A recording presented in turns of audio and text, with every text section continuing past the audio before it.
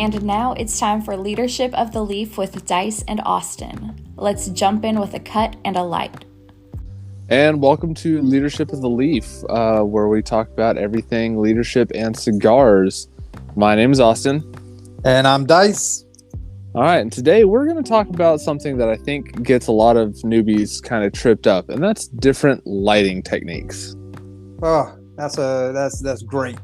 That's for new guys and the older heads. Right. I know a lot of people, they are sitting there and they're thinking, oh, I light my cigars the same way I always light my cigars. Well, sometimes there's different ways to light the cigars based on what situation you're in. But before we get into that, Dice, what are you smoking? I am smoking the Vorieo 1KV XXIX. I guess that's how you want to say the whole thing. And mine is a gold Maduro, and it is very black, very dark. I'm liking it. Almost like an Oscuro? Yeah. But I don't think they call it, I don't think it's in that category. But yeah, if I had to call it a color, yeah, definitely. Well, I am smoking a Vorieo as well, and mine is the Platinum Connecticut blend. So it's very interesting. It's a box press, I think. No, it's not. It almost feels like it, but it's just short and stubby. But anyways, it's good though. It's got notes of wood and earth. Robusto size? Yeah, maybe a little bit shorter. Okay. Like a petite Corona, maybe. You say you was getting what, wood and what? Earth, a little bit. Yeah, I'm getting cedar and earth. There's some slight black pepper in the background. Yeah. Well, I mean, Connecticut, they're from the same company, but Connecticut versus a Maduro, yeah, you're going to have a little bit of difference there. But, so before we jump into the lighting techniques of our cigar segment, I want to also let everybody know that the leadership segment is going to be following the laws of the land and how to work within the system that you're given. But we'll get to that after the break. Right now, let's go lighting techniques. Yeah. The lighting technique I used for this one was pretty straightforward. I just put the flame, rotate my cigar. But I mean, there's more technique to what I just said. So first one we can talk about, which I think is important for, people that are actually enjoying their cigar and not just smoking their cigar, is toasting. And toasting is where you just lightly rotate the cigar as you have the flame not touching the cigar, and just really getting all the front embers of the foot just roasting over an open fire. Yeah, I always equate it to if you're roasting a marshmallow, you don't want your marshmallow necessarily in the fire. You want it right on the heat of the fire. So it's kind of the same way. But this kind of helps burn off some of those unwound pieces, and it helps kind of just get everything going before you really start trying to put the fire to it and put it to your lips and try to inhale. But if you do that, there's so many different ways after that to try to light your cigar. But before we really get into that, what are you drinking? I just saw you take a sip, so I need to know what you're drinking on. Oh, as always, sir, classic drink for this guy is going to be Hennessy. Of course. Just regular Hennessy. And how about yourself there? For right now, I'm still working on that bottle of Glenfiddich. I'm about to empty that out, so I'm gonna have to go try something new. So if you guys have some suggestions for me to try, please let us know on our Instagram page at Leadership of the Leaf, or our blog at nsplume.wixsite.com/LOTL.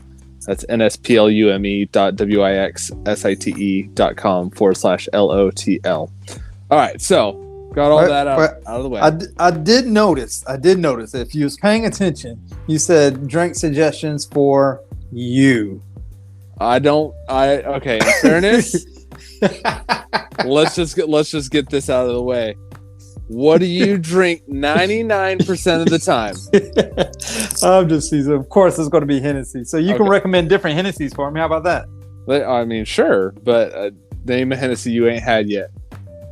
That's true. That's within that's within your price range. I've actually had was that Paradise? Only had a shot of it though. Thanks, wife. Yeah. So there you go. All right. Drink suggestions for this guy, not that guy, because he only drinks Hennessy.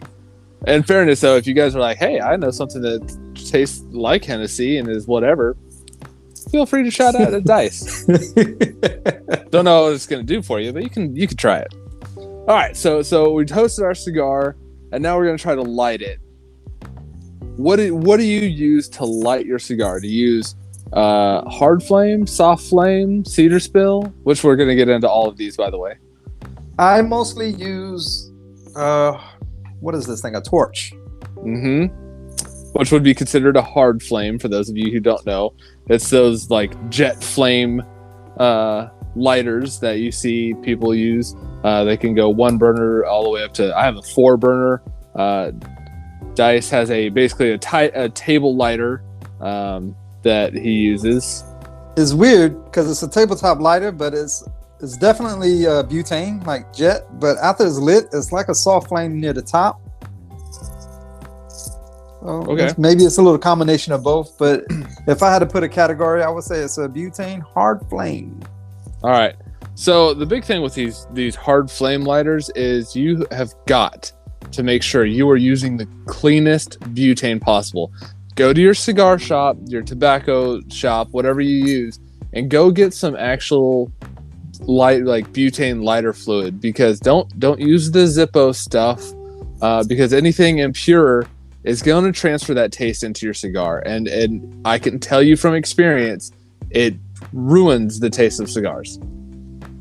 I've been pricing butane. Like I bought the cheap stuff, then I bought like regular, like kind of pricey or whatever. I went ahead and spent the extra $1 and got the performance butane. It was only like an extra. I stopped being a little cheapo because it's going to pay dividends in the long run. Yeah, and get some performance butane. You will thank you. Your lighters will thank you. Your cigars will thank you. You will thank yourself over time. Oh yeah. So I mean, butane lighters are going to be the most common way for sure. Another way that I've seen, and it's kind of interesting, you can buy combination lighters. I don't know if you've seen these before. I have not. So it's a combination of a hard flame with a soft flame. I know one website that put them out, but you use a hard flame to toast your cigar, and then you let it go halfway and it converts to a soft flame. The soft flame, what we're talking about, is like what you'd see Bic lighter, right? Those cheapo gas station Bic lighters. A lot of people, disposable. I mean, those are okay. They're really nice for traveling on airlines because you can take those on airlines. From the last time I checked, so you don't get your torches taken away. If you try to take a torch on an airline, even in a checked bag, you will get it taken away, 100%, and then you lose however much you paid for that lighter. So soft flames lighters are okay, but it's interesting because some people say that the soft flame is better for lighting because you don't actually like jet flame into your cigar, and you don't run the risk of like burning into your cigar and overlighting it and everything else. Yeah, the overlighting is a horrible technique that a lot of new smokers make, and it's also like older guys kind of just fall in a habit and just to get the cigar lit. But I put it to you like this: garlic, when you saute garlic, it is actually pretty delicious. But if you ever over saute it and burn it, it is bitter and horrible. You will be throwing it away, trust me. So you picture that as the tobacco at the end of your cigar. You burn it. If you do light it like that, like you burn your garlic, then you're going to get that same burnt flavor of the tobacco through your whole tobacco tube. Yeah, absolutely. And so, that's just something you want to avoid. So if you're going to use a torch, try to be cautious with it. Some purists will say that the next form is better than all the rest. And I think I've used it one time because I don't like paying for them because I think it's a waste. Crucify me if you will, cigar purist. I don't care. But cedar spills. I don't do cedar spills. I've tried it once, but to me, it's just a long thin strip of cedar. Like if you were to take like a shaving of cedar, right? And they twists up and they cure it so it's rigid, and you light the end of it, and then you use that lit end of the cedar to light your cigar. This helps get away from, if you're using impure fuel, you can reduce that possibility of it transferring to your cigar. Sometimes they're just used for show. You know, it is what it is. To me, since I use pure butane on my hard flame lighters, my torches, I don't ever really see the need of getting a cedar spill. I don't. Sorry, guys.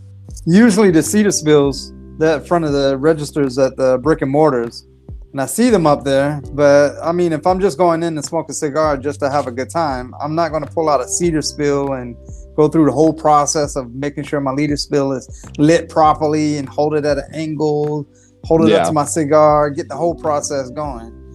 Now, I do have like a pricey cigar in my humidor that, I probably will use a cedar spill because I don't want to ruin any of the natural flavors of that cigar. Right. And I can understand that if you're paying like upwards of $20, $30 for a cigar, you know, I can understand using a cedar spill. I mean, I kind of look at cedar spills when they're used in brick and mortar places for like, I look at them as a show. Like somebody is trying to show off that they know how to use a cedar spill. That's the way I look at it. That's just me. I don't ever say anything about it, but I'm just kind of like, really? Okay. All right, whatever. Interesting. You know? You're going to use that here in front of everybody? Yeah. All right, whatever. The last method that is pretty common is matches. I use these for smoking a pipe. I smoke a pipe in addition to cigars. But the matches, the key with matches, they're fine. They're similar to the cedar spill in all honesty, but the biggest thing you got to wait for the sulfur to burn off. Don't try to light it and get that big old flame and then try to inhale all of that into your cigar. That's all sulfur, and you're just going to be inhaling sulfur into your cigar, and then it just ruins the flavor. I'm going to share an embarrassing story about matches. Oh, goody. So I love embarrassing stories on you. I was at this brick and mortar and, trying to be cool, like the cool guy I am. I'm going to use matches. Oh, yeah. Use matches. So I pulled the matches out of my pocket, and it's a box of matches. So when I put them in my pocket, the inside of the box sleeve fell. I had the outside sleeve in my hand, and all my matches was on the floor. So I was like, there's no cool factor here. Nope. You're just a loser at that point. Yeah, just turn around and walk to the front and use the house lighter. How many people saw you do this? There was at least 3 people in the lounge area. There was a game on, so hopefully no one actually everybody saw it. There's also cameras in there too, so I'm pretty sure they rolled that footage back. Look at this guy. He must be new. What a loser. That's funny. That's funny. Just be careful on how you pull them out your pocket. Yes, facts. That's funny. So, whatever method you decide to choose to light your stuff, the biggest thing you want to do is, if you're using a torch, I recommend about a 45 or less degree angle on my torch to my cigar. That way I reduce the possibility of overburning the cigar and overlighting the cigar.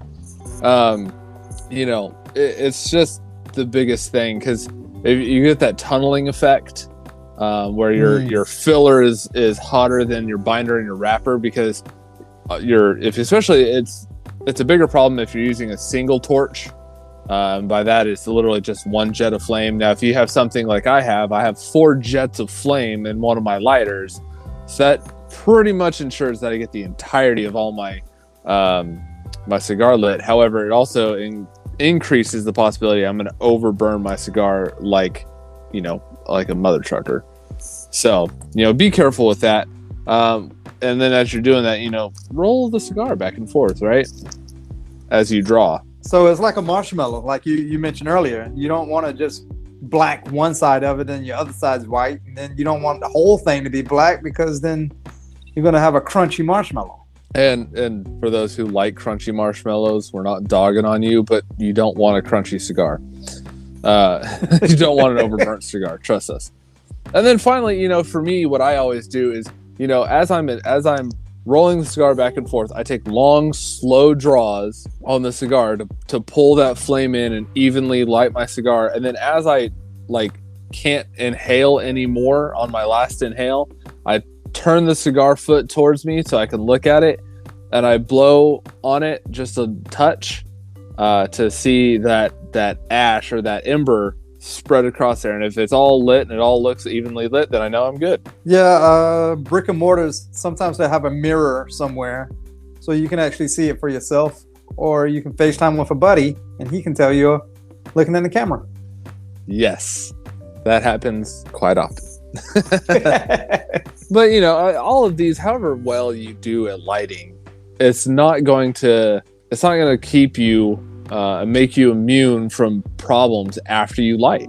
It isn't. Sometimes the cigars are rolled badly because they're handmade.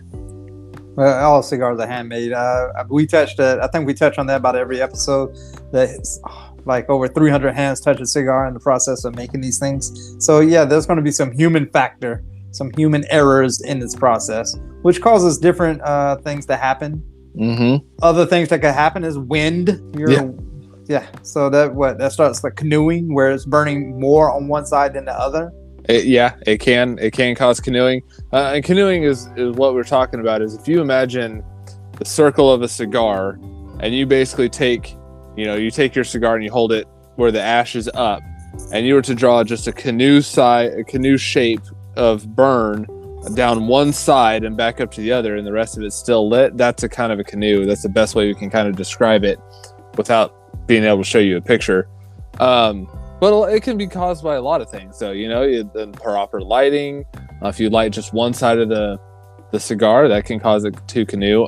You can also puff too fast on a cigar, and that can cause canoe.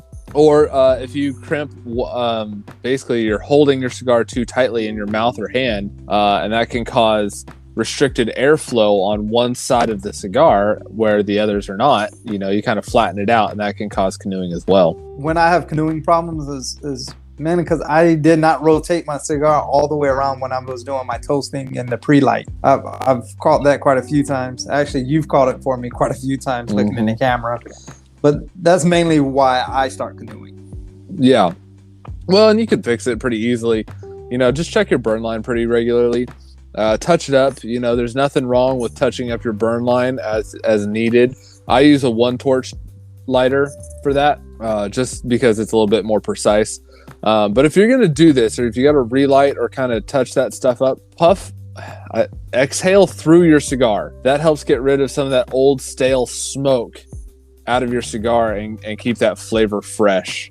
So that's also if you let it go out and you need to pick it back up and relight it, that's also something you should definitely do. But another problem is, we talked about is tunneling. Your filler and your binder, the internals of the cigar, they're burning, but your wrapper is not. And that usually happens with too infrequent of puffs on your cigar. So the tightly packed filler stays lit because it has more fuel right there, but your binder and your filler, or your wrapper, are on the outside, so they don't get heated up as often unless you're puffing on it. Well, there's also some cigars that have the wrapper burn slower because like mine's a Maduro, so it's going to burn a little slower than what the filler is inside. That's fine. I just try to puff on it more.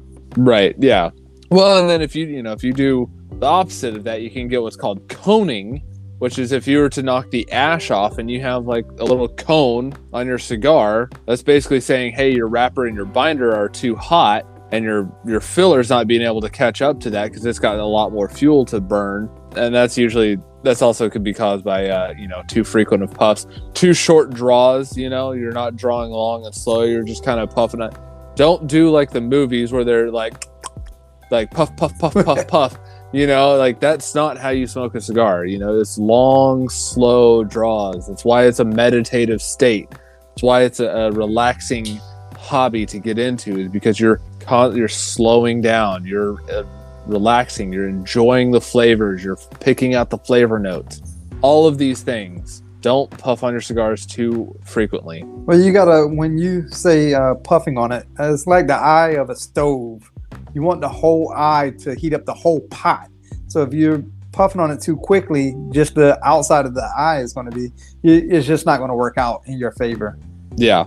So yeah, your meditative state is just a great example, because you got to take your time. You got to enjoy this. That's what it's for. Yeah, it's 100% is what it's for. And that's just one of those things I can't preach about enough. I get people are like, well, I only got 2 hours to smoke a cigar.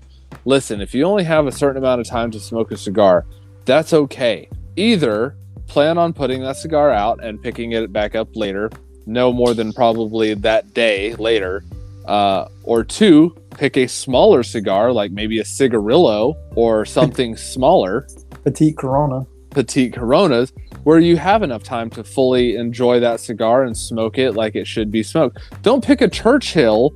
I only have an hour and a half, and you're going to go smoke a Churchill. You're just not setting yourself up for success that way.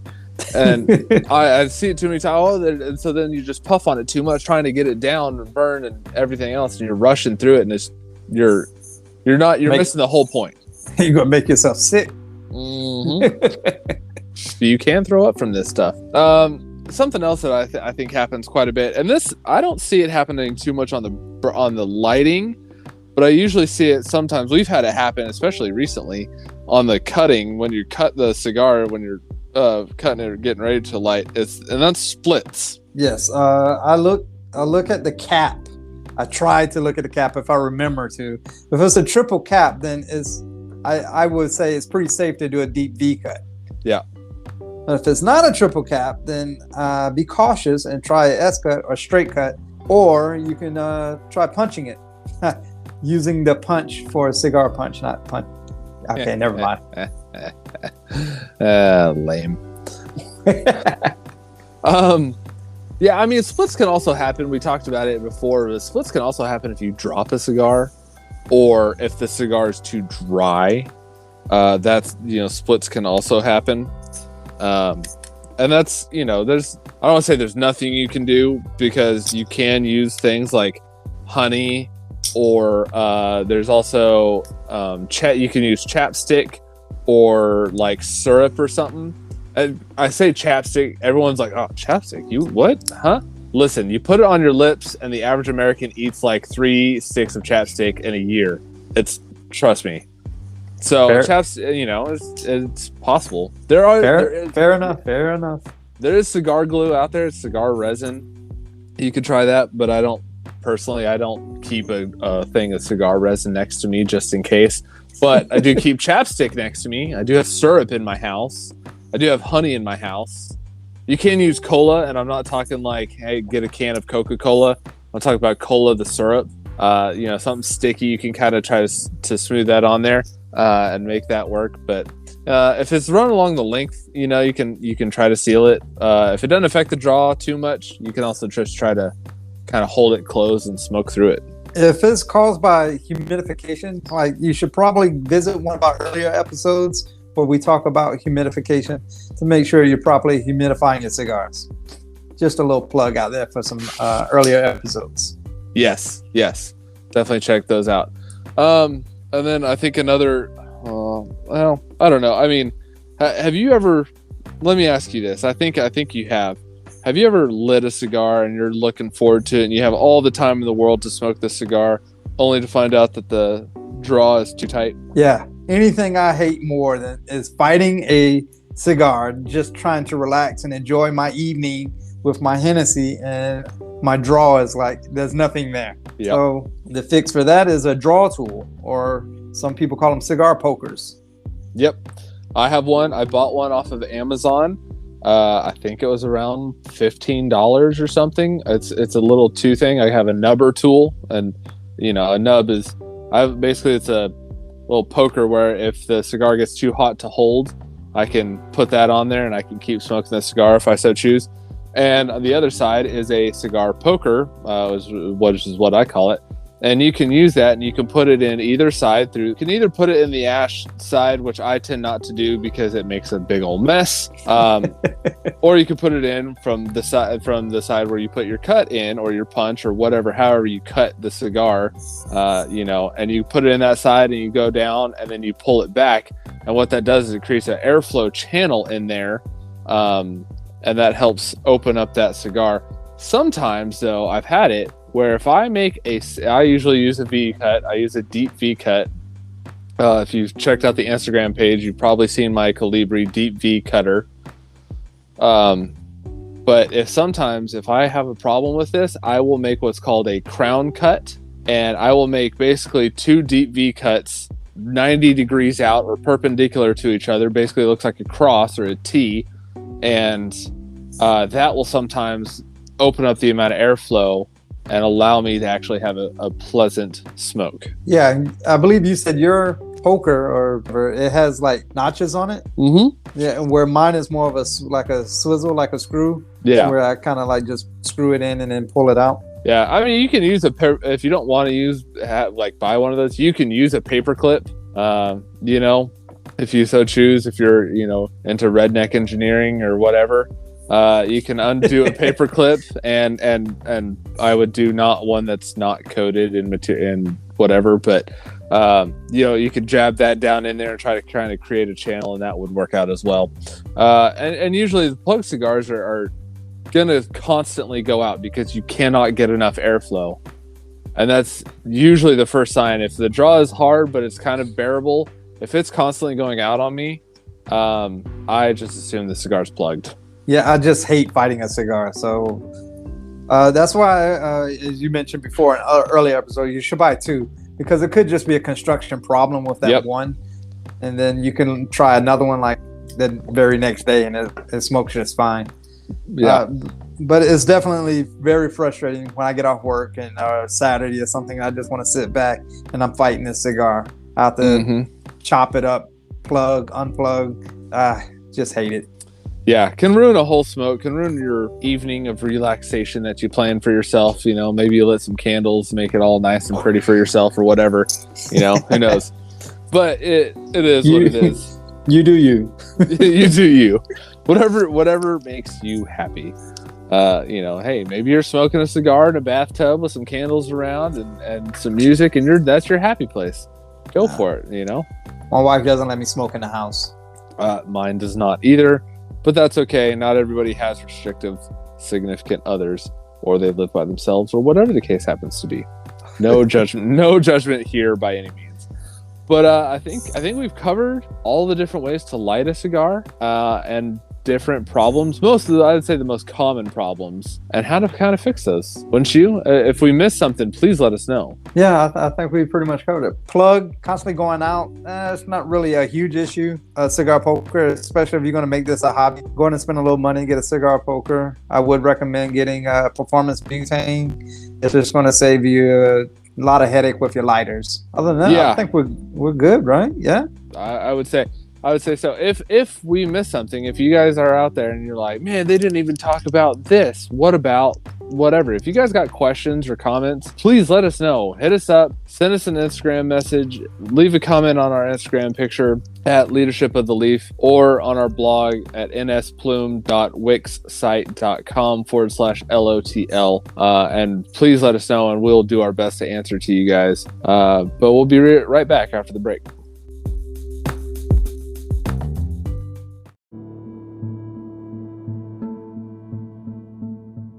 Hey, Austin. Yeah. Hey, I know you was doing this Leadership of the Leaf podcast, and you were smoking on some cigars. Absolutely. I'm curious, how would I know what cigars you're smoking? Oh, that is a phenomenal question. At the beginning of the episodes, we always talk about what cigars we're smoking. But if you want to see a picture of what the band looks like, because maybe you can't find it or we didn't explain it good enough, you can always go to our Instagram or our website, and we'll post pictures of what we're smoking and usually what we're drinking with every episode.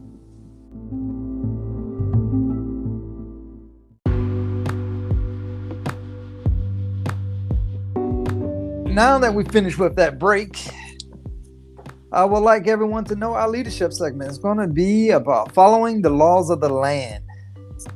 Ooh, that is easy to do, but can be hard to be successful in laws that are set up to be against you. Right. I mostly share this or try to beat this in the head of people that just just can't get right. It's like no matter what they do, they always seem to be doing the wrong thing. Yep. So a lot of people ask, like, what am I doing wrong? How can I stay out of trouble? What is really going on? I was like, just give me a second. I got you. Let me explain something. Let you understand how to adhere to the guidelines and rules, how to follow the laws of the land. Yeah. It's kind of funny that you say this. So I got a subordinate under me, and she does at work. She's pretty solid. I have almost zero complaints. I mean, I have complaints about everybody, right? Nobody's perfect up to my standards except for me, right? That's how we all are. Okay. So, I'm just being truthful. But she does good at work, but then like outside of work, she just like cannot get her life together, right? She makes stupid social media posts that affect the business. She gets a DUI, so then that affects her, not being able to get to work on time because she can't drive and stuff like that. But I'm like, you do so good, and then you just trip yourself. It's like riding a bike and putting a freaking stick in the front wheel. Like, this is a good idea. Boom. But I'm like, you've got to be able to fit within all of these rules and all of these guidelines. You got to work. If it's like working with limited resources. You got to sit there and you got to make it work. But she can't, right? She can't get right because she won't get out of her own way. And it's just one of those things where I'm like, you have got to learn to work within the confines of whatever system you find yourself in. And the rules are going to change. You're right. You get a new boss in, the rules suddenly change. It happens to everybody. Yeah. I try to simplify exactly what you just said. I just try to simplify it to something majority of anyone in the world can understand. You're driving. If you go above the speed limit, you will or may get pulled over. Right. Only way to ensure you don't get pulled over for speeding is to go the speed limit. Period. So Facts. if you know the speed limit is 60, don't go 61. You can't get mad if you get pulled over going 61. You're like, I was just going one over. Right. You was speeding. That's why you got pulled. It sucks. Nobody wants to go 61. But if you don't want to get a speeding ticket, you have to go the speed limit posted. Yeah. And I would say, if you're a leader and you are the one breaking the rules, I like to call it going cowboy, where you're just trying to clean the Wild West up with a gun, right? You're not really leading, or you're not even really managing. You're just bulldozing over obstacles in your path, right? Right. Because you're just saying, well, F it. I don't care. Damn the consequences be damned. I'm producing widgets. That's not okay, because eventually that's going to come up. It's going to come back to bite you in the ass, because somebody at some point in time, whether it's quality assurance, or it's your boss, or it's a customer, somebody's going to come and find out that you've been cutting corners some way, somehow, and they ain't going to be fucking happy about it. No, it also sets a horrible example for anyone that you're trying to lead, whoever your subordinate is. You may not think they're paying attention or any facet of watching what you do, but if you're especially in a leadership position, you're always being watched by someone, somehow, some way. You're always being watched. So one of the 48 laws of power is always have clean hands. That's one way you can make sure you always, I think it's law 28, you make sure you always have clean hands. If you follow the laws of the land, your hands will always be clean. Right. It's like having a toddler. You can't, they don't understand, do what I say, not what I do. Like, you know what I mean? Like, monkey see, monkey do, motherfucker. Like, if your subordinates see you doing this that is against the rules, guess what they're gonna fucking do? They're gonna do the exact same motherfucking thing. It's just like raising a toddler. If you say fuck in front of a toddler, guess what they're gonna repeat? Fuck, fuckity fuck. And it's not gonna be to somebody that is gonna think it's ha ha funny. It's going to be to the worst possible person, like a teacher or a principal or something like that, and you're gonna go, well, shit, and then they're gonna repeat that word. At the story real quick. At the end of a voicemail, the answer machine, remember old school answer machines where you go, "Boop," leave a message after the tone, that type shit. There was a friend of mine, you can hear his toddler in the background when he was like, please leave a message after the tone. You can hear in the background, shit. So I would just call it. I'll tell him, and he's like, I don't know. He got in trouble by the wife. It's just funny because every time I try to leave him a message, I'll just laughing because you can hear his little toddler saying, shit. That's funny. Yeah, it's the same thing. You know, if you're not following the rules that your boss set forward, are you really leading anything? If your boss says, hey, we're going to use process X to make widgets, and you're still using process fucking Y or Z or whatever the case is, you know, are you really helping that boss out? Are you giving them a chance to succeed? Are you actually leading, or are you just doing things because this is the way we've always done them? Sound like a bunch of undisciplined cowboys to me. Facts. Facts. Yeah, I mean, you got to learn how to play the game with the rules given. A buddy of mine, we used to play volleyball, not volleyball. Volleyball. It's played in a racquetball court, and you can hit the ball off the sides in certain instances and off the ceilings and stuff. But the thing is his biggest concern before we started the game, what are all the rules? He wanted to know exactly what the rules were, so he could manipulate the rules to his favor. He didn't care what the rules were, as long as everybody agreed on them, so he could manipulate the rules to his favor. That's what he would do constantly. Wow. But it works. Well, he's working within the confines of the rules given. Yeah. So, yeah. Kudos to him. He's like, I don't care. He would constantly say, he's like, I don't care what rules we play by, as long as everybody's playing by the exact same set of rules. I was like, I can't get mad at that. If everyone's playing by the same set of rules, then we're all going to be just fine. And knowing the rules beforehand is perfect. It's like learning how to play chess. Yeah. A lot of people look at a chessboard that never played chess before. They think it's like checkers. But, I mean, checkers and chess have completely different rules. So if you want to know how to play the game properly, you have to learn the rules of the game, as you mentioned before.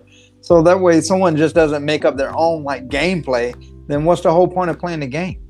Right. Actually, a buddy of mine, he does not watch football. Not a sports guy, right? He's very much into other things. Fine by him. I have no pride. I can't fault him for it.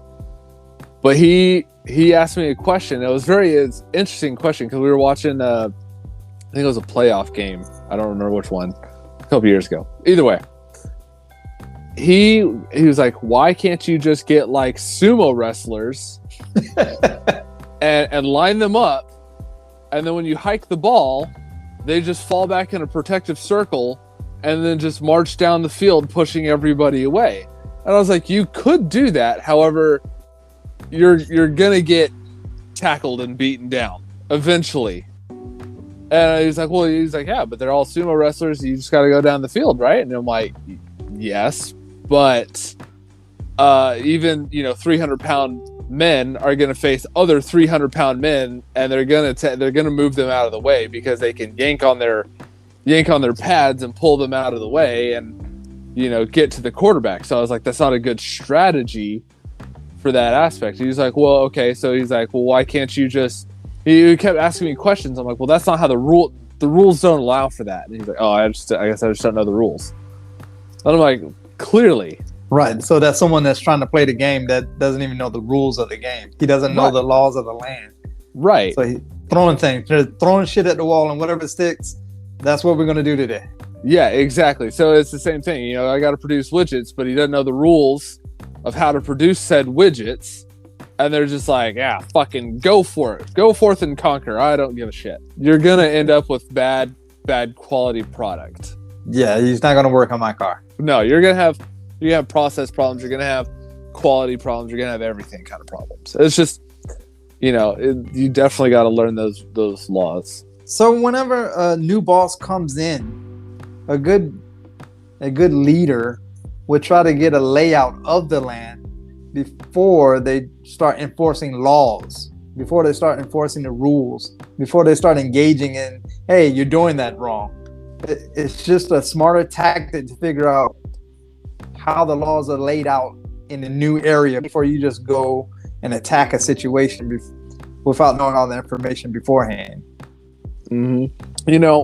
There's something to be said about taking, I don't even want to say like a month. You could take a couple weeks and go, and you may know how to do things.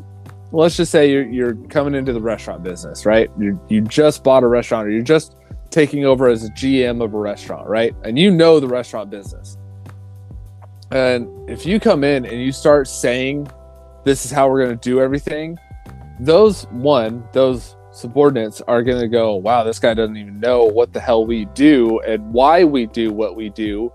Doesn't even know if we're actually already following all this stuff. So you might sound like just a jackass for trying to reiterate and be like, we are going to, we're going to do side work and we're going to roll silverware before every waiter goes home tonight. We already do that, jackass. Like that's already a given. You know what I mean? You're not doing anything new. You got to learn what they're doing before you start changing the laws. Figure out what laws are already in fucking place. I can't. It just bugs me when people don't do that. But I mean, I see it quite often, to be honest with you. People come in and like, I gotta make a name for myself. I'm the head person in charge. It's like, okay, boss, lead the way. And then normally I just let them march right off a cliff because you don't want to listen to anyone. You're the one in charge, right? Yeah, buddy. You should probably figure some things out before you just start barking orders or demanding changes. Because you're not going to look good. No, I promise. So, my boss recently got into his position. He started in the summer of last year, and he got there, and he has now made a bunch of changes. And when I asked him, I said, "Have you ever come to see how we do business?" And he's like, "Well, I don't have to. I know how your culture is." I said, "Oh, really?" I said, "How do you know what our culture is?" "Oh, it's the same culture as everywhere else." Immediately lost respect for that guy. I was like, okay, you're obviously not learning the system. You're not playing within the confines. You're just coming to make a name for yourself. Come to find out, this guy has been, he was a subject of an article in a newspaper, and from his last command, last job, and last boss position, whatever you want to call it. And he got written an article about because of a new process he developed, and he just assumes everybody does not do it his way, so he's just going to make all these changes when in fact we don't do half the things he thinks we need to be protected from. So he's just shining a flashlight in the dark?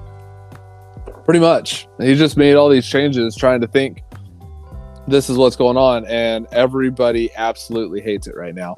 And the kicker for me, at least, is he's leaving this summer. So he's only here for a year before he's leaving again. And I'm like, you don't even have enough time to implement and change. And maybe that's something we should do, is the change process. Maybe we'll cover that in one of our future leadership topics. But, quick rundown is the unfreeze, the change, and then the refreeze, right? So he has changed it, but he's not even going to be here to be able to refreeze it into the way we do business. It's just going to change to something else potentially when the new boss gets here. Yeah, that's silly. If you don't have enough time to see the whole process through, then maybe you should take a step back and just. But obviously, this guy already didn't take a step back, so he's useless. Everyone just assumes he's bucking for a promotion or another article to be written about him or whatever. He's trying to make a name for himself, basically. Yeah, and that's typically what happened. One of the drawbacks I see with following the laws of the land is sometimes the laws of the land change. And if they're constantly changing, it's hard to keep up with the different laws of the land that's coming out there. Like there's sometimes like, oh yeah, this rule changed. And then like a week later, like, oh yeah, we changed that rule to go back to the original rule. And then a week later, it changes again. It's hard to keep track of all the changes. So I would try to mitigate or keep changes to a minimum unless it's an absolute must. Or like the actual like government laws changed. Then of course you got to adhere to that. Right. But being a leader, if you constantly coming in and be like, hey, we're gonna paint all the walls red. Be like, oh, you know what? I like them better blue. On second thought, let's get them. Let's paint them yellow.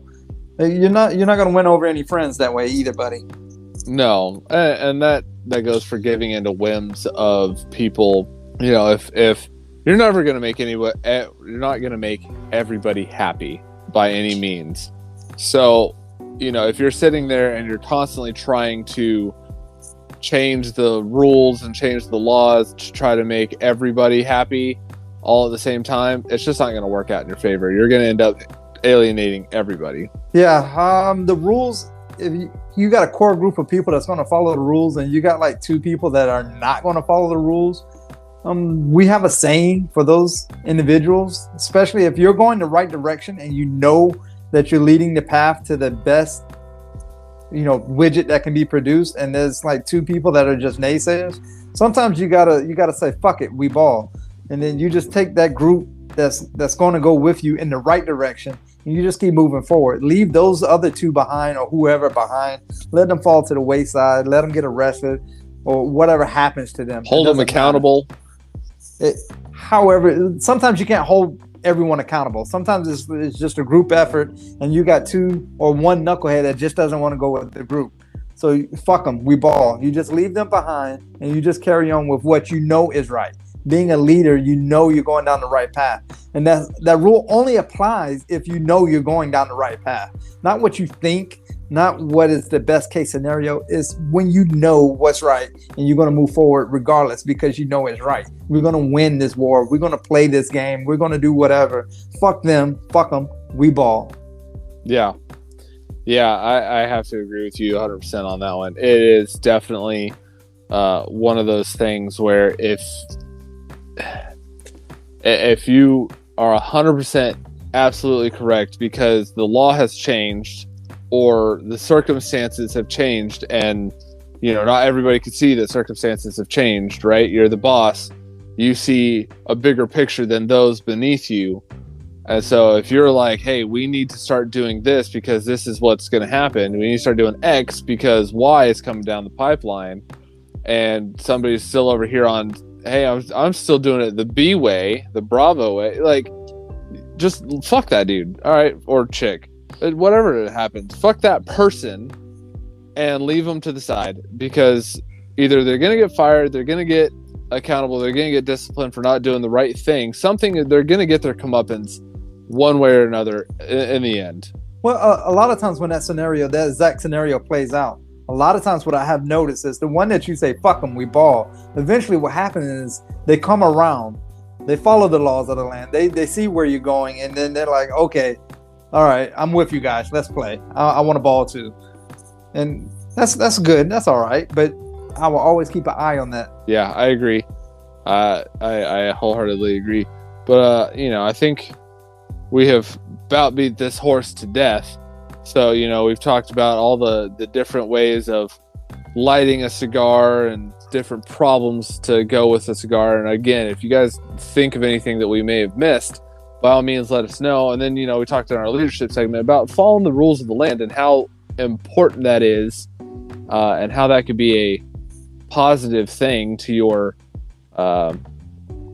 leadership style, and make sure you don't have a monkey see, monkey do situation where if you're not following the rules of the land, but you expect your subordinates to, you're gonna cause a problem later on. Yeah, it's basically you don't want a leader that's going to lead in the wrong direction. You want a leader that's going to follow the laws of the land. In short, but before we end this segment, I'm just curious. Did you finish? How's your cigar? How's the final third of your cigar? It was good. It was good. I just kind of finished it as we were wrapping up. It was very good. I got a lot of earthy kind of coffee notes in there. As a Connecticut, I kind of expect that a little bit. It was good. The draw tightened up a little bit towards the last third, which was surprising. Normally it loosens up, so it wasn't super loose. But it was very, very good. I would probably, depending on the price point, because I think these were ones that we got from the Cigar Expo. Pending the price point, I would say that it would be potentially humidor worthy. What about you? I can definitely see the cigar being in my rotation. I had a Maduro, and the draw did tighten up. I do appreciate the draw now. It was a little loose at first. My flavor profile still stayed true through the whole thing. It was slightly peppery, a little chocolate notes come through, and it's earthy. So it definitely played out to be a very, very well balanced cigar. So yeah. I noticed you had a couple burn issues throughout that cigar. Do you think that was just because it was a one-off thing, or? I think it was a one-off thing. I haven't been puffing on it as much as I should have. We've been mainly conversating, and when I get to talking and get passionate about certain things, I tend to forget to puff on it. So it went out on me. So I had to touch it up. I had to relight. But it didn't take anything away from it. Well, that's good. That's good. But yeah, so this has been Leadership of the Leaf, where we covered all the cigar lighting techniques and all the different problems of how to, of lighting a cigar that could happen with a cigar, and kind of how to fix them and what their causes are. And then, we talked about following the rules of the land and making sure you work within that confines of that system. Yeah. As I end this, I just want everyone to know that there's no bad cigars. There's just better ones. Absolutely. And remember, don't be that asshole who tries to play outside the rules, but expect everyone else to follow the rules. All right. Until next time. All right.